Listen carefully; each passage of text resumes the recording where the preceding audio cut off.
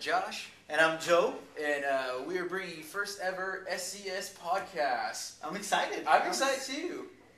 Well, we're here to share with you guys a little bit about what the School of Christian Studies is all about. First of all, Josh, why don't you share with us a little of who you are and what you do in your ministry? All right. Well, like I said, my name is Josh Fuentes. I'm the student minister at Second Baptist Church here in Corpus Christi, Texas, where the South Texas School of Christian Studies is. I've been there for a little bit over 2 years. And for the most part, I have about a little over 5 years of student ministry experience. I got my undergrad in religion at Wayland Baptist University in San Antonio, Texas. And right now I am working on my MDiv here at the School of Christian Studies. And I have about a year and a half under my belt. So I got a little bit, long ways to go. Long ways to go. What about you, Mr. Jose? What about you? Well, I am the pastor of youth and discipleship over at First Baptist Church in Weslaco, which is in the Rio Grande Valley of Texas. I've been a member of First Baptist Church for about 10 years now. Got called into the ministry about 10 years ago. Been working with youth for 10 years, but have been on staff 4 years now there at First Baptist Church of Weslaco. I completed my undergraduate here at South Texas School of Christian Studies through Howard Payne University. I've got a bachelor's in biblical studies, and I, as you, am a graduate student. I am on the master's in family ministries track. Yeah, you're going to get done before me. I'm on this 77-hour program. He's on the 55-hour program, so he did it way smart. So, well, Jose, tell our audience a little bit why we're doing this. Well, the reason why we're doing it is because, one, we want to equip those that are out there that may have questions about student ministry and really don't have anywhere to connect and try to find answers to those. So what we want to do is we want to make ourselves available to assist you in any way that we can to help you in your ministry. And one of the things that we do here at SCS is we host a conference, and this will barely be our second conference. It's going to be the iYC. Last year we hosted it right here on the campus, but this year we're moving it down to the Rio Grande Valley of Texas. Share with us a little bit of your experience last year's iYC. Well, last year's iYC, like they said, it was the first one. They had a great turnout. What is it about? Maybe 100 people at the max? Close to about 100 people showed up, and that was really cool that we had there. There was 3 classes, and we're going to talk about those 3 classes. We're going to talk about who our speaker was, just a little bit of what he did. And last year's iYC, it actually was really good. It was... One, it was affordable, which, I know you get a lot of these youth conferences, and they're kind of a lot of money. And last year, far away. Yeah, very, very far away. And so that makes it really hard for just people here down in South Texas to really just kind of get somewhere. So that was really awesome that it was close by. It was incredibly affordable. And just a lot of good content there. And so, let's talk about the guest speaker that was last year, Kevin Kirkland. What did you think of Kevin? I love Kevin. 3 years ago, I went to Zephyr, and I purposely scheduled the week that Kevin was going to be there because I've worked with Kevin in the past, and he always brings a challenging message. Yes, he does. And he puts it in a manner that people can comprehend. He puts it in a manner that you understand, because for so many students, a lot of times what happens is it goes way over their head, or it's just not enough substance. But Kevin has a healthy mix of both, where he brings you a great subject matter, and he puts it in a manner that you can take it home and apply it. Oh, yeah. So that's what I really enjoy about Kevin. Yeah, I agree with you. And I had the privilege of actually this past last summer, where I took my youth to camp. Kevin was also the camp pastor there, and he just did a real phenomenal job. He just, he loves God. He's sensitive to the Spirit. And, one thing I found out about Kevin is that, if God is leading him in a direction and, he's got stuff planned out, but he knows God's leading him in a different direction, he will totally be obedient to God in that and just, switch gears if necessary. And so he brought a really good, encouraging message last year, and I just really thought that was just a good start to it, and appreciate it. Absolutely, and as you mentioned, the content for the youth leaders was also excellent, and we want to bring that same mindset, that same mold to iYC again this year, because you never want to try to change up something when it's working. And this year we've got 4 great topics. We're going to be talking about evangelism, discipleship, networking, and volunteerism. Evangelism is going to be taught by Jane Wilson of the BGCT. Of course, she is a lady that worked with us last year, taught about religion and religious education, better yet, to be more exact. And this year she's going to bring down an evangelism model, something that's brand new to the BGCT. Yeah, you mentioned last year she did do Sunday school, and I just want to just do a small recap of just that class because I attended it. And what was really cool about Jane, get a chance to talk to her because I actually last year I had some thoughts on Sunday school. I wasn't sure just the direction I needed to go, and I really just needed to talk it out. And so she sat and had lunch with me, and me and her just kind of talked about Sunday school. And that was really cool and just appreciative about that. And that's just something to consider about iYC too, is that these are leaders that are going to be here, and so they'll sit and have lunch with you if you got a question or anything like that. And so I had a chance to just talk with Jane a little bit just about Sunday school. And her class, she taught was just getting your head around Sunday school, just some ideas to do, just kind of how to improve Sunday school, and just how to just teach your students. And that was just really great. And I'll just say that sometimes you go away from conferences and there's really nothing to apply to your ministry. I hate to say that. But, Jane, what was real cool is that Jane kind of had something that was really she called it like a high-low.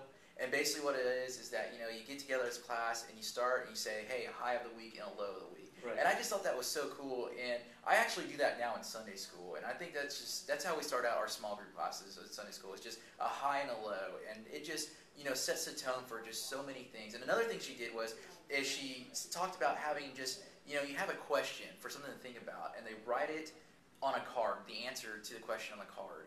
And, just let them have that on their, in their wallet, in their purse, and just let them think about it. I incorporated that in my Sunday school classes, too. And I just think just those two things alone have just really just helped out my classes, helped my students to just connect, to find out what's going on with each other during the week. And then just for them to just kind of think about the lesson throughout the week and how that works and stuff like that. And so, did you get to go to Jane's class? Yeah, and actually, I use that card concept in my Wednesday night youth. I don't use it every Wednesday because I think I'll burn it out, but I do bring it up probably every 4 to 6 weeks.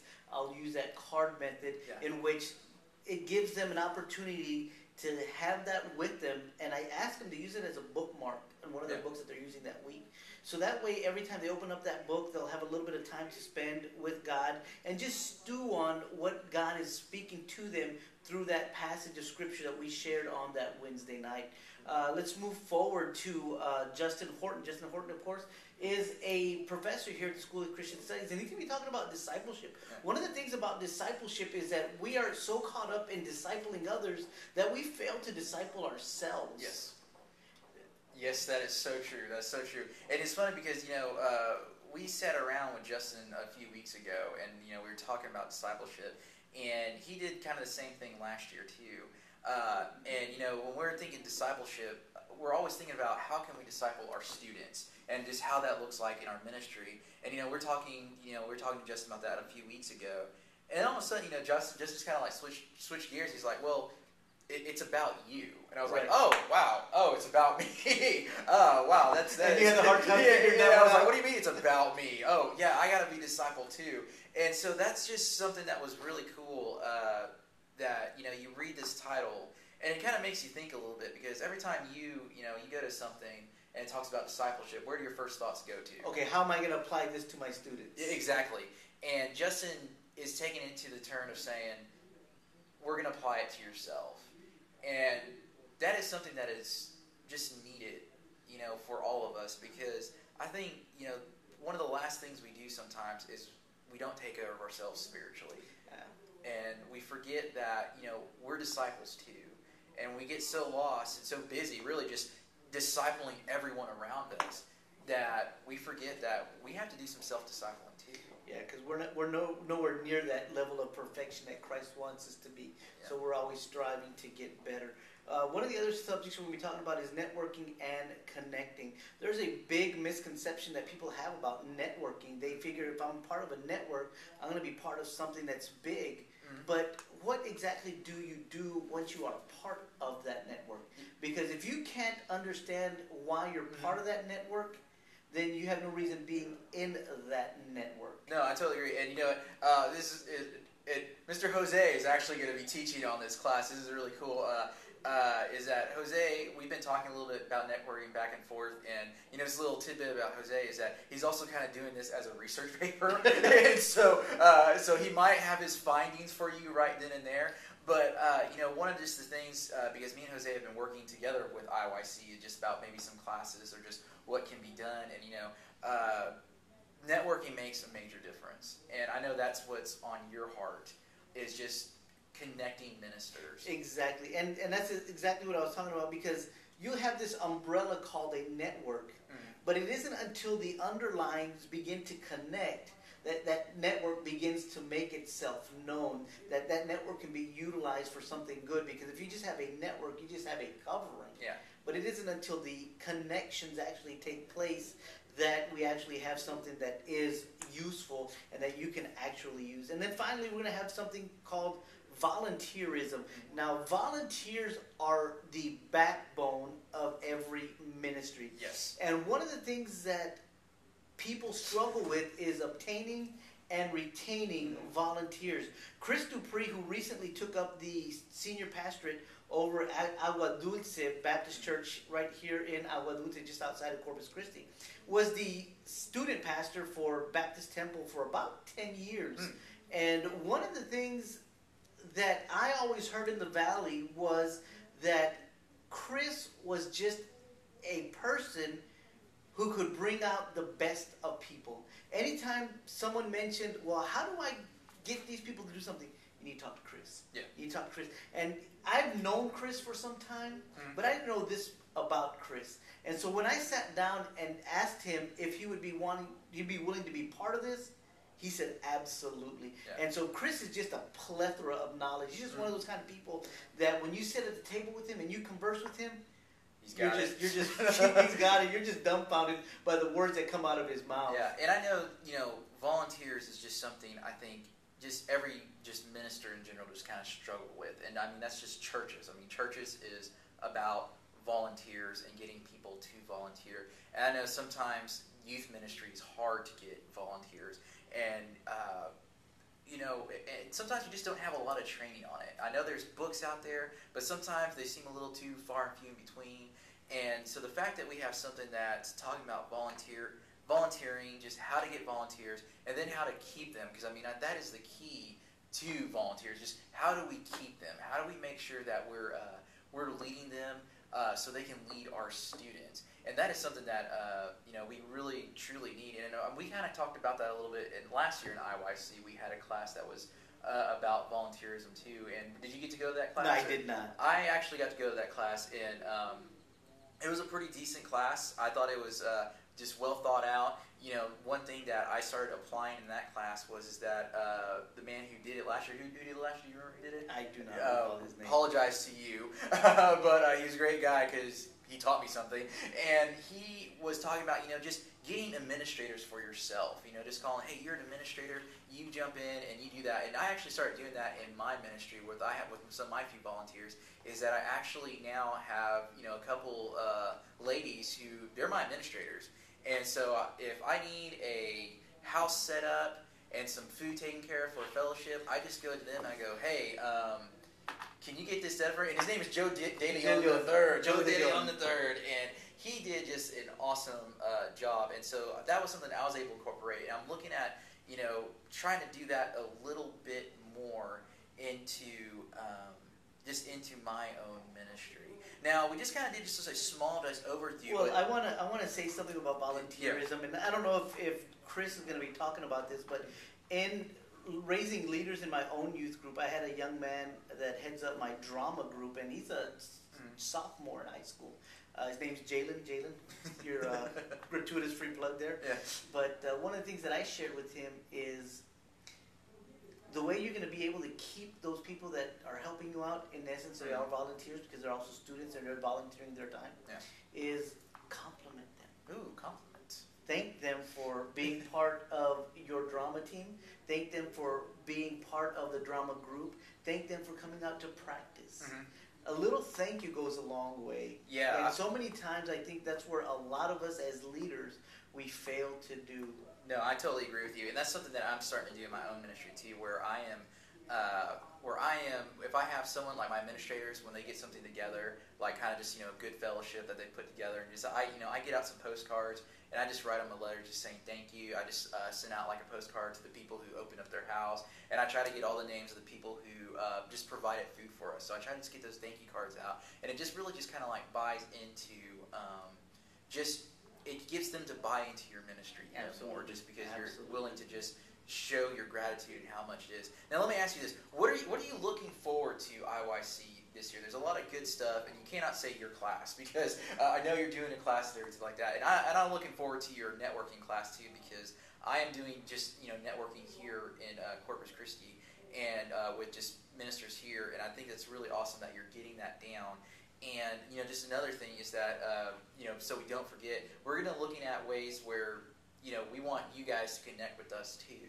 And well, we've got the SCS Facebook. Yes. One of the things that we are doing here at SCS is we want to help you guys out there, and one of the things that you can do in helping us is letting us know what your concerns are. What are your prayer needs? What are your needs in general? Just go to the SCS Facebook page and say, hey guys, could you guys talk about this on your next video? And once again, we will take whatever comes in as into consideration, and we will definitely share about it, give our 3 cents worth about it. I think that's about it. What we got is about 3 cents. Hope it's worth something to you. Yeah. And we're going to try to create our own Facebook page too, just to have that in there.